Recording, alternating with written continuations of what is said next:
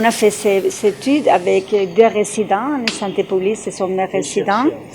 et sont les chercheurs, des résidents sont les chercheurs, et on a travaillé avec mon collègue, Dr Diop, et on a fait cette étude dans les 13 régions des PADES, et on a vu qu'il y a des choses à améliorer,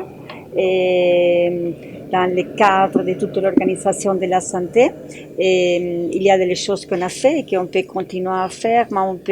on peut aussi améliorer avec les données qu'on a étudiées. Et je pense que c'est important de renforcer les personnels, que c'est pas suffisant. Je pense que ça c'est important, qu'en réflexion pour le ministère de la Santé. Je voudrais rappeler que le PADES est un programme du ministère de la Femme, déjà de la famille, du genre et de la protection des enfants, et est soutenu par la coopération italienne et a pour ambition de soutenir l'autonomisation socio-économique des familles, des femmes, des jeunes plus particulièrement et de tous les groupes en situation de vulnérabilité. Et le PADES s'est engagé dans sa démarche à combiner les dimensions économiques et sociales et pense que l'autonomisation doit être abordée de façon globale et intégrée. Donc ce n'est pas que c'est des aspects d'ordre financier économique, mais il y a tout le soutien lié à l'amélioration de l'accès aux services sociaux de base de manière générale, mais de façon beaucoup plus spécifique à l'amélioration de la santé. Parce que pour que les femmes puissent pouvoir jouer leur rôle d'actrice de développement, il faut qu'elles aient de plein potentiel, qu'elles développent leur plein potentiel à travers une meilleure maîtrise de leur santé, mais aussi par une meilleure maîtrise de la santé de l'enfant. Santé,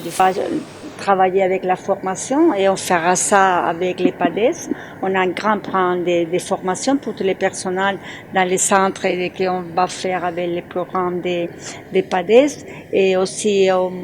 on a vu qu'on peut améliorer les niveaux si on travaille avec les femmes pour faire si que les femmes ils veulent pour faire les visites prénatales et on va à l'hôpital pour l'accouchement, ça c'est aussi important,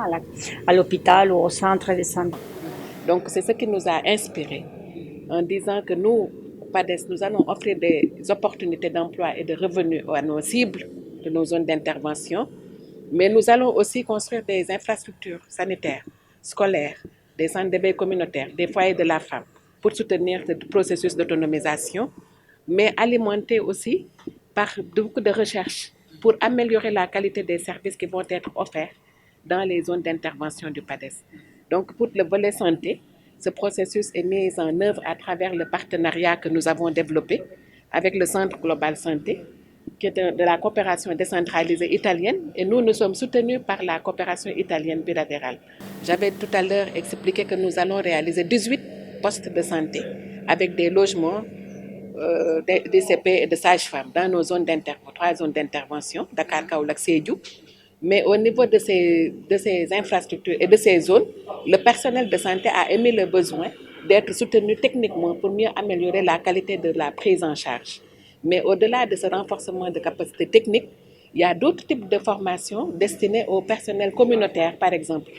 aux techniciens de surface pour toute la prise en charge liée à l'hygiène, etc. Mais aussi, au-delà, il y a d'autres problèmes qui sont en train d'être pris en charge par le ministère de la Femme, parce que de la Santé. Nous n'oublions pas que nous sommes nous